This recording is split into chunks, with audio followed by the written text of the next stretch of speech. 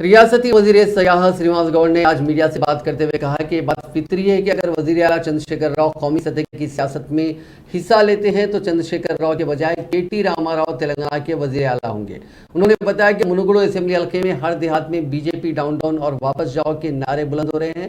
हालांकि कोमटिरेड्डी राजगोपाल रेड्डी करोड़ों रुपए खर्च करते हुए इलेक्शन जीतने की कोशिश कर रहे हैं। श्रीनिवास गौड़ ने दावा किया कि तेलंगाना की आवाम को रुपए से खरीदा नहीं जा सकता, खासकर मुनुगुडु की आवाम को रुपए देकर वोट हासिल नहीं किए जा सकते। उन्होंने बीजेपी कायदीन की जानिब से मुनुगुडु में कामयाबी हासिल करने के बाद उस हल्के को तरक्की देने की बात को मज़ाक का कैस करार देते हुए सवाल किया कि दुबाक और हुजराबाद में कामयाबी हासिल करने के बाद उस हल्के की क्या तरक्की की, इसकी वजाहत की जाए। ఆలోచనతోనే దేశంలో ఎక్కడ ఎలక్షన్ అయినా వాళ్ళ గుర్తొచ్చేది హిందుత్వం.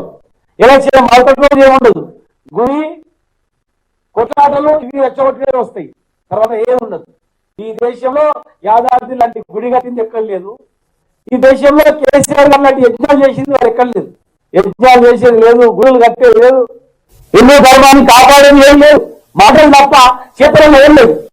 కానీ మేమే అలాంటి పేటెంట్ అన్నట్లు వాళ్ళు వివరించే తీరు తెలంగాణ ప్రజానీకం చూస్తుంది. ఈరోజు మోడీ అనగానే గుర్తొచ్చేది తెలంగాణ ప్రజలకు గ్యాస్ సిలిండర్ గుర్తొస్తుంది, పెట్రోల్ గుర్తొస్తుంది, డీజిల్ గుర్తొస్తుంది, కరెంట్ మీటర్లు గుర్తొస్తుంది.